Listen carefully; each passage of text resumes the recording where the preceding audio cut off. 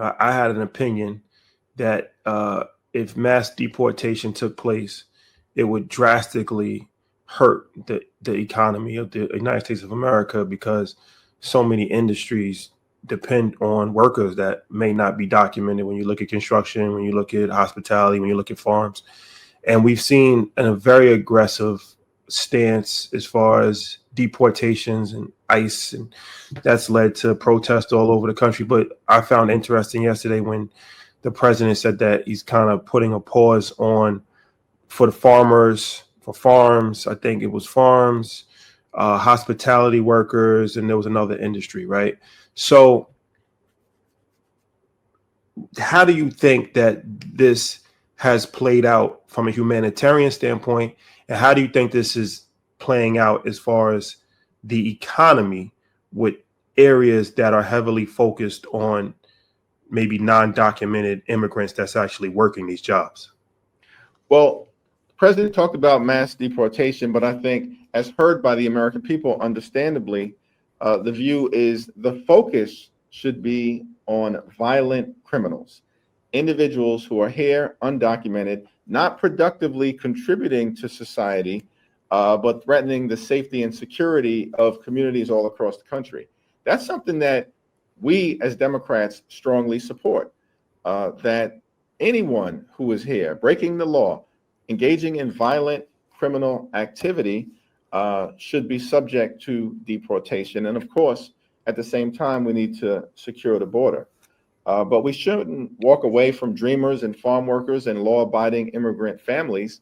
And I think it's also important to recognize, as you indicated, that there are a lot of industries, farming, construction, and hospitality in particular, that do rely on labor that is not at all times documented. And so what was interesting is that President seems to have heard from some of his allies in the business community who made it clear to him that he was going after people who were necessary to the success at this moment of these industries, and indicated that he was going to back down. Now, that then caused, of course, his right-wing MAGA base to go nuts because, they're leaning into the fact that he said he was going to throw everybody out,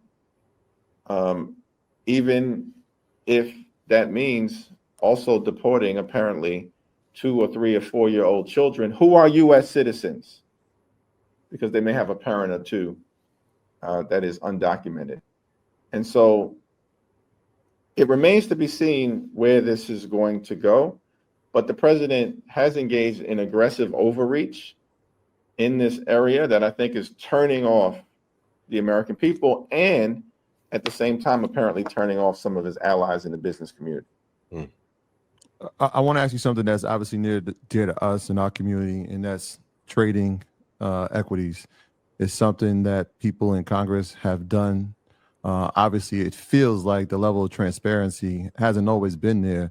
So I want to know what your thoughts around, trading equities, when we know that people in Congress are the ones that pass policy, oversee contracts, and create law. Your thoughts around that being limited or banned in the near future? Obviously, it feels like it's an advantage that lawmakers have that the general public doesn't. What's your thoughts around it? I strongly support stock ban prohibition in terms of members of Congress being able to trade on equities. Currently, if you trade equities, you have to disclose that, I think, within 30 to 45 days. And so the point there was that at least there would be some visibility into trades that are being made, and that people at home in their communities could hold those members accountable if they felt like that was inappropriate behavior. But you still have a whole lot of it that is taking place, and it's not sitting well with the American people, and that makes sense to me. And so from my standpoint, this is not a partisan issue. It's an issue that has or should have bipartisan support in terms of the congressional stock trading prohibition. There's legislation that has been introduced. I've expressed support for it publicly. And, it remains to be seen whether Republican leadership in the House is prepared to go down this road what we have seen over the last several weeks is that there were a lot of members of Congress, particularly on the Republican side, it appears, who are engaging in a lot of aggressive trading of equities, given the volatility of the market, and presumably profiting. And the question is, were they profiting from inside information that may have been available to them in connection with the Trump administration? That remains to be seen. That's also something that should be, clearly investigated. I just a follow up. I mean, it happens on both sides, right?